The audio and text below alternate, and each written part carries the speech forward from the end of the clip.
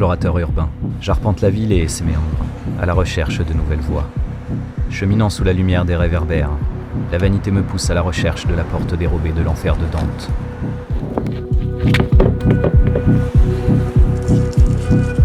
Je m'engouffre dans le labyrinthe souterrain avec l'aisance du passeur traversant l'Achéron. Le jeu de l'immortalité à la surface ne me concerne plus. Le temps m'est compté. Je ne suis qu'une âme exploratrice dans le dédale des carrières parisiennes, m'enfonçant de plus en plus profondément.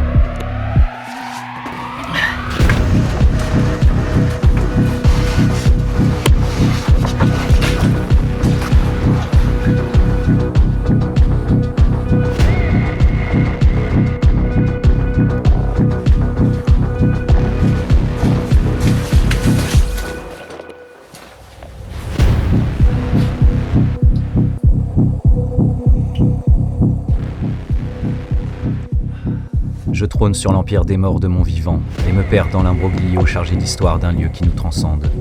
Je me pose une question. Qu'y a-t-il au-delà ? Il est l'heure de sortir. Il ne fait pas bon s'attarder dans l'empire de la mort.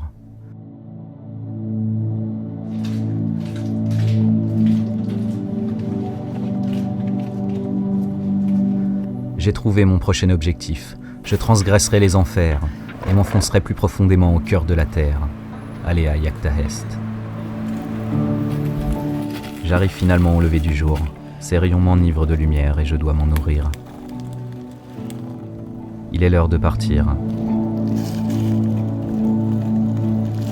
Je retrouve Kylian, celui qui deviendra un ami après l'aventure qui nous attend. Salut mec. Hello. Ça va? La forme? Super. Ah, ça fait plaisir de te voir. Ouais, ça va être cool. Bon allez, on retrouve tout ça. Nous prenons 30 minutes pour qu'il m'apprenne les clés essentielles à cette descente vertigineuse. Ta combi bleue toute neuve va devenir un endroit qui va s'appeler.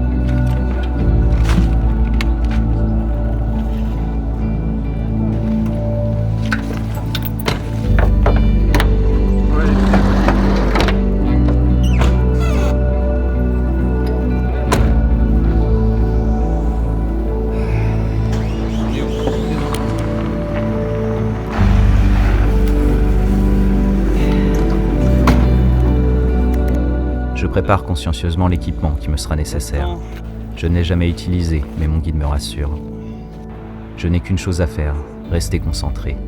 Mais je sais que dans cette aventure, il n'y aura qu'une chose qui peut me faire défaut, mes propres décisions. Vert, jaune.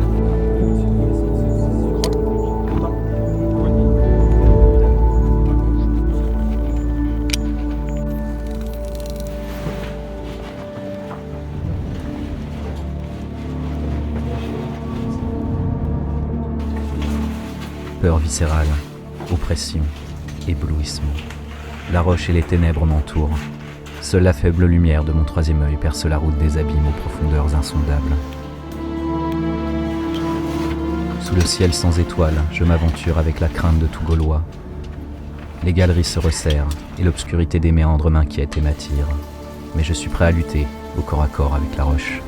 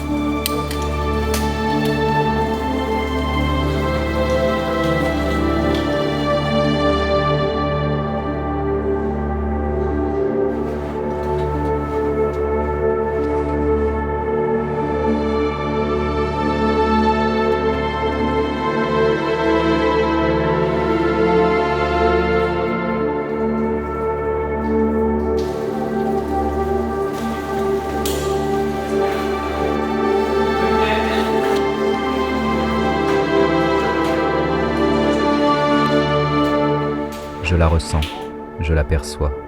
Cette sensation de réussite, silencieuse, mais intense. J'y suis.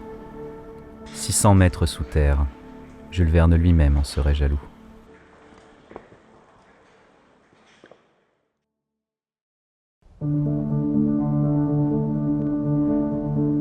L'exploration continue, j'avance.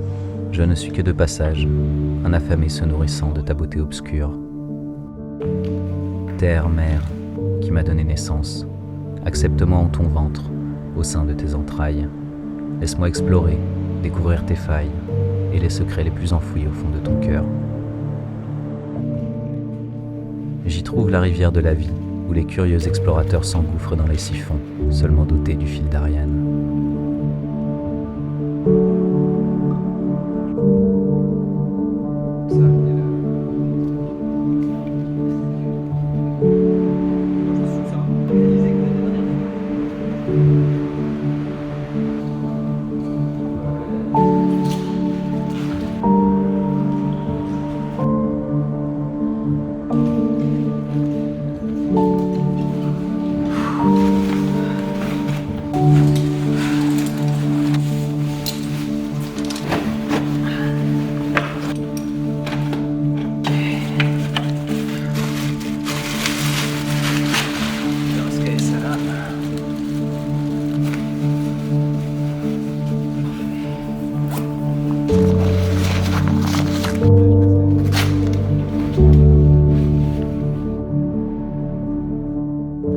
Le temps s'arrête, mais la fatigue me rattrape.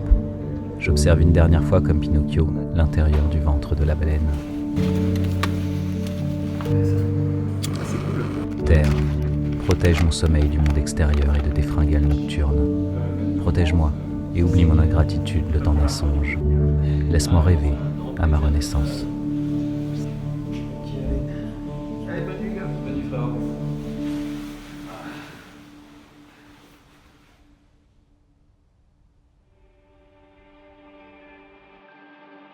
Alors Johan, du coup, en fait, on est dans la même équipe avec la marque Simalp. Et c'est lui en fait qui m'a proposé le projet d'aller sous terre, d'aller en spéléo, parce que donc lui, il est sur Paris, il connaît très bien les catacombes et après la cascade de glace, il a eu l'idée, l'envie de pouvoir aller sous terre. Donc moi j'ai directement pensé au Souffleur d'Albion où on est actuellement, parce que c'est un trou qui est mémorable. Qui est incroyable et on est quand même à moins 600 mètres sous terre, donc c'est pas tous les jours qu'on peut aller à cette profondeur là quoi. Et voilà, c'est de là que c'est parti, on s'est dit banco, il faut qu'on y aille. Pour moi c'est quand même un risque en fait que j'ai pris de pouvoir emmener quelqu'un qui est presque novice dans le milieu et de le faire aller jusqu'à moins 600 mètres sous terre. C'est quand même pas une profondeur où tout le monde peut aller et vraiment c'est quand même technique, c'est long, c'est physique. On a mis vraiment du temps à descendre, on va mettre du temps à remonter. Voilà, et c'est pas un endroit où tout le monde peut aller, sachant que il faut pas être claustrophobe non plus. Il fait noir de partout, c'est étroit, on est dans la boue, on a des puits qui sont énormes, on n'arrive pas à voir les dimensions, les proportions de l'endroit où on est. Et c'est vrai que pour moi c'était quand même un risque de pouvoir l'emmener. Je savais que ça allait être compliqué, qu'il allait avoir du mal et il faut vraiment l'aider pour qu'il puisse réussir à aller jusqu'au fond. Disons que techniquement c'est normal qu'il ait du mal au début parce que ça reste compliqué, les manipulations de cordes, quand on arrive aux fractios, utiliser le descendeur, savoir gérer entre la longe courte, la longe longue, les mains courantes, les oppositions dans les méandres. La spélo c'est un sport qui est technique. Donc du coup oui il a eu du mal, il a eu des coups de mou, il a eu des coups de moins bien. Par moments il s'est senti plus fort, plus efficace et c'est normal en fait, hein, mais ça va faire quand même de lui un bon spéléo. Il commence à acquérir une expérience qui va faire que plus tard il va être plus fort, il va pouvoir se rendre compte de certaines erreurs qu'il a fait actuellement et qu'il ne fera pas plus tard et c'est comme ça qu'il va pouvoir être plus performant, plus rapide et qu'il va aussi pouvoir aller plus loin dans la spéléo. Donc non vraiment il s'est très très bien débrouillé. Je tiens à remercier mes sponsors pour leur soutien, ainsi que mon équipe. Merci à Romain d'avoir géré la sécurité de Gaspard, notre filmmaker. Merci aussi à Kylian de nous avoir guidés au cœur de la Terre. J'ouvre les yeux, l'obscurité est toujours présente. Je le ressens maintenant, j'ai besoin d'espace, de liberté, de traverser le rien. L'aventure est-elle une histoire sans fin ?